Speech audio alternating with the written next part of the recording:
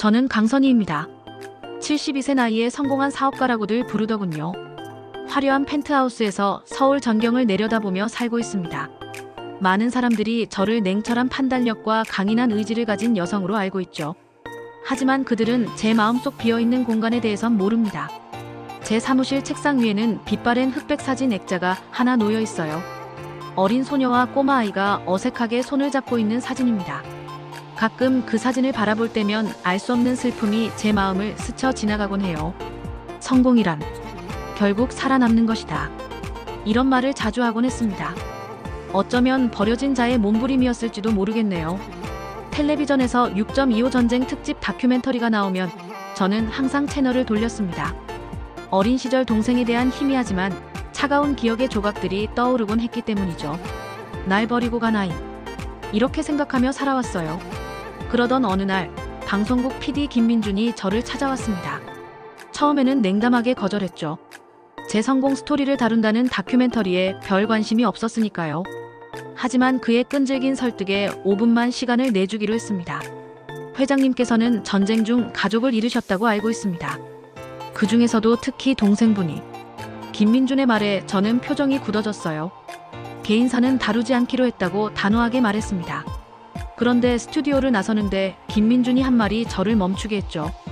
혹시 박재민이라는 이름이 기억나십니까? 그 순간 제 심장이 멈춘 것 같았어요. 그 이름이 어떻게 그의 입에서 나올 수 있죠? 몇십 년 동안 가슴 깊이 묻어두었던 이름인데 목소리가 떨리는 것을 감출 수 없었습니다. 그 이름 어떻게 알았죠? 그러자 오랜 친구이자 사업 파트너인 윤정이가 갑자기 나타났습니다. 윤정이는 김민준에게 다가가 자신을 소개했어요. 김민준과 함께 카페에 들어가는 윤정이의 모습을 보며 묘한 불안감이 들었습니다. 윤정이는 항상 저를 지지해주는 친구였지만 가끔 그녀의 눈빛에서 이해할 수 없는 무언가를 느꼈거든요. 마음 한구석에서는 알고 싶다는 욕구와 모르고 싶다는 두려움이 충돌했습니다. 오랫동안 묻어두었던 과거가 이렇게 갑자기 수면 위로 떠오르리라고는 생각하지 못했어요. 얼마 후 김민준이 다시 찾아왔습니다. 국가기록보관소에서 찾은 자료를 가지고 왔더군요. 1950년 서울의 한 고아원 기록에서 박재민이라는 이름을 발견했다고 했어요.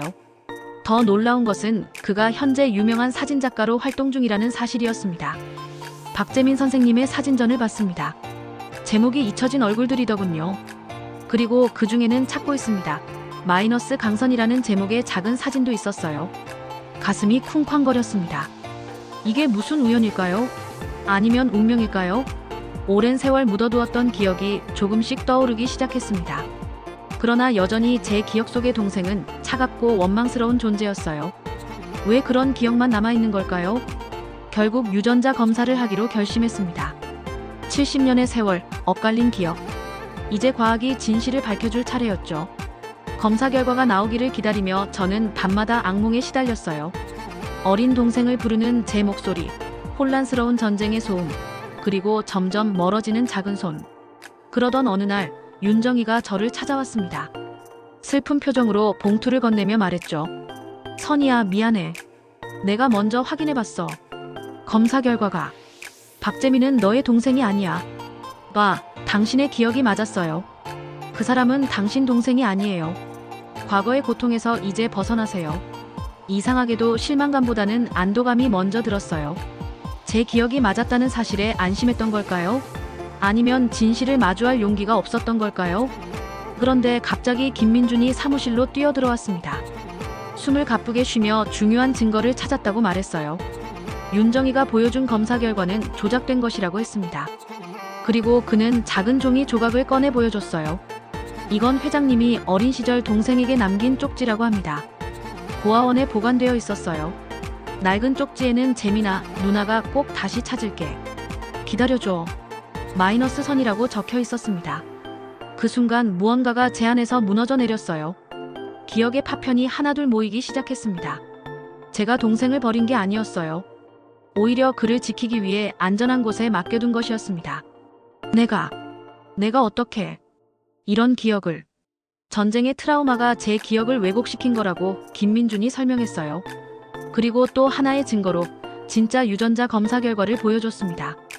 박재민이 정말 제 친동생이 맞았어요. 윤정이는 창백한 표정으로 뒷걸음쳤습니다. 저는 차갑게 물었죠. 정희야, 왜? 윤정이는 흐느끼며 고백했습니다. 항상 저를 부러워했다고, 질투했다고. 결국 저를 지키려는 마음이 왜곡되어 이런 거짓말까지 하게 된 것이었죠. 그녀는 사무실을 뛰쳐나갔고 저는 낡은 쪽지를 바라보며 눈물을 흘렸습니다. 70년이라는 긴 세월 동안 끊어지지 않았던 것은 바로 핏줄의 끈, 우리 한국인의 강한 가족애였습니다.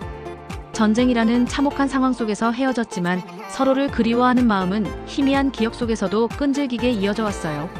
드디어 동생 박재민을 만나는 날이 왔습니다. 제 펜트하우스 초인종이 울렸고 문을 열자 그가 서 있었어요. 안녕하세요. 누나.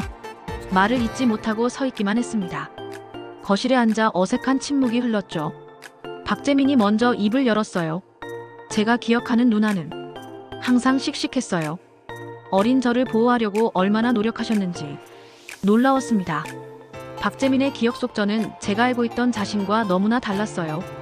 그는 전쟁 중에도 제가 항상 그에게 밥을 먼저 주고 위험할 때면 먼저 숨겨주었던 기억을 가지고 있었습니다.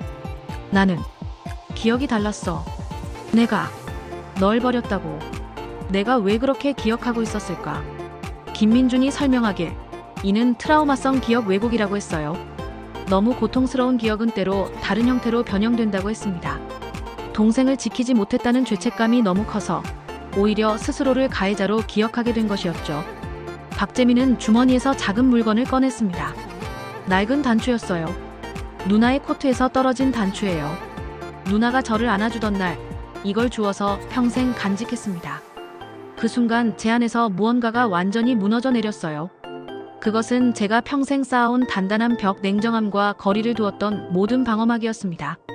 내 성공은 어쩌면 내가 없는 공허함을 채우기 위한 것이었을지도 몰라. 깊은 한숨이 나왔습니다. 박재민은 따뜻하게 손을 내밀며 말했어요. 이제 그 공허함을 채울 시간입니다, 누나. 저는 박재민의 손을 잡으며 흐느꼈습니다. 재민아, 내가 정말 미안해. 미안해할 것 없어요, 누나. 우리는 서로를 찾고 있었으니까요. 서로의 눈빛 속에서 70년 동안 묻어두었던 감정들이 물결처럼 밀려왔습니다. 박재민은 자신의 인생에 대해 이야기했습니다. 고아원에서 힘든 시간을 보냈지만 한미국인 사진작가의 도움으로 사진을 배우게 되었다고 해요. 그의 카메라는 항상 찾는 사람들을 담았답니다. 이산가족, 실향민, 그리고 누군가를 기다리는 사람들의 표정. 그것은 모두 저를 향한 그리움의 표현이었을지도 모릅니다. 누나를 찾기 위해 전국의 피난민 기록을 뒤졌어요. 여러 번 포기할 뻔했지만 그때마다 누나가 해준 약속을 떠올렸죠. 누나도 저를 찾고 있을 거라고 믿었습니다. 제 마음은 더욱 무거워졌어요. 저는 재민을 잊으려 했지만 그는 평생 저를 찾아왔다니. 이제야 제가 얼마나 스스로를 속이며 살아왔는지 깨달았습니다. 70년의 시간을 뛰어넘은 재회는 저희 두 사람의 삶에 깊은 변화를 가져왔어요. 회사에서 웃음을 잃지 않는 제 모습에 직원들이 놀라워했습니다. 차가운 얼음 같던 강선희 회장이 따뜻한 미소를 지으며 직원들의 이야기에 귀 기울이는 모습은 회사 전체의 신선한 충격이었죠. 박재민의 사진전에 참석해 자랑스럽게 그를 소개하기도 했어요. 제 동생 박재민입니다. 그의 작품에 담긴 깊은 인간에는 제가 평생 잊고 살았던 감정을 일깨웠습니다. 저는 재단을 통해 되찾은 가족이라는 새로운 프로젝트를 시작했어요. 전쟁으로 헤어진 가족들이 다시 만날 수 있도록 최첨단 DNA 데이터베이스를 구축하고 전문적인 검색 시스템을 지원하는 사업이었습니다. 저의 모든 재산과 영향력을 이 사업에 쏟아부었어요. 박재민도 되찾은 얼굴들이라는 새로운 사진집을 출간했어요. 잃어버린 것을 다시 찾은 사람들의 표정을 담은 작품이었습니다. 그 중심에는 저희 남매의 이야기가 있었죠. 함께 어린 시절 고향을 방문하기도 했습니다. 서울의 북쪽, 이제는 완전히 변해버린 동네였지만 오래된 골목길을 걸으며 희미한 추억을 나눴어요. 여기서 우리가 술래잡기를 했었지. 누나는 항상 날 찾아냈었죠. 이제는 내가 나를 찾아냈구나. 어린 시절의 기억들이 조금씩 선명해지기 시작했습니다. 이제는 왜곡 없이 있는 그대로의 기억들이었어요. 부모님의 따뜻한 미소, 재민의 해맑은 웃음, 그리고 행복했던 순간들. 전쟁이 앗아갔지만 결코 지워버릴 수 없었던 소중한 기억들이 하나둘 돌아왔습니다. 윤정이도 잊지 않았어요. 1년 후 저희 재단에서 이산 가족 제외의 날 행사를 열었을 때 그녀가 조용히 다가왔습니다. 눈물을 머금고 사과했죠. 선이야, 정말 미안해. 과거는 과거로 두자, 정이야. 우리 모두 앞으로 나아가야 할 시간이야. 용서는 가장 큰 치유의 힘을 가지고 있다고 생각합니다. 윤정이도 이제는 재단의 일원으로 함께 일하고 있어요. 저녁 테라스에서 서울 야경을 바라보며 박재민에게 말했어요. 이제 이 풍경이 달리 보이는구나. 어떡해요, 누나? 예전엔 내가 홀로 이룬 성공의 증거로만 보였는데 이제는 함께 나눌 풍경으로 보여. 성공이란 함께 나눌 누군가가 있을 때 비로소 의미가 있는 거였어. 박재민은 제 어깨에 손을 얹으며 미소 지었습니다. 우리가 70년 만에 다시 만난 것처럼 인생에는 항상 놀라운 선물이 기다리고 있나 봐요. 엇갈린 기억은 때로 우리를 고통스럽게 만들지만 진실은 결국 우리를 자유롭게 합니다. 70년의 시간을 뛰어넘어 다시 만난 혈육의 정. 그것은 어떤 전쟁도 어떤 상처도 끊을 수 없는 우리 한국인의 끈끈한 가족애의 증거였습니다. 시간이 흐르면서 재민과 저는 더욱 가까워졌습니다. 그는 종종 제 펜트하우스에 머물렀고 때로는 제가 그의 아늑한 작업실 겸 집에서 시간을 보내기도 했어요. 서로의 생활 방식이 너무 달라 웃음이 나오는 순간도 많았습니다. 누나는 아직도 아침 5시에 일어나는군요. 재민이 어느 날 놀라며 말했어요. 60년 넘게 지켜온 습관이야. 넌 아직도 밤늦게까지 작업하고. 영감은 주로 밤에 찾아오니까요. 이런 소소한 대화와 일상의 공유가 저희에게는 가장 소중한 순간이 되었습니다. 잃어버린 시간은 되돌릴 수 없지만 남은 시간은 더욱 소중하게 채워갈 수 있어요. 엇갈렸던 기억은 이제 하나로 모여 더 아름다운 이야기를 만들어갑니다. 지금도 수많은 이들이 자신의 뿌리를 찾아 헤매고 있지만 저희의 이야기가 증명하듯 진실과 사랑은 언젠가 반드시 승리합니다. 전쟁과 분단이라는 비극 속에서도 끊어지지 않는 혈육의 정. 그것이 바로 우리 한국인의 강인함과 따뜻함 아닐까요? 오늘도 좋은 하루 보내, 재민아. 매일 아침 전화로 건네는 이 인사가 이제는 제 하루의 시작이 되었습니다. 그리고 그의 대답은 항상 같아요. 누나도요. 오늘도 함께여서 행복합니다. 함께. 그 단어가 주는 따뜻함을 이제야 진정으로 알게 되었습니다.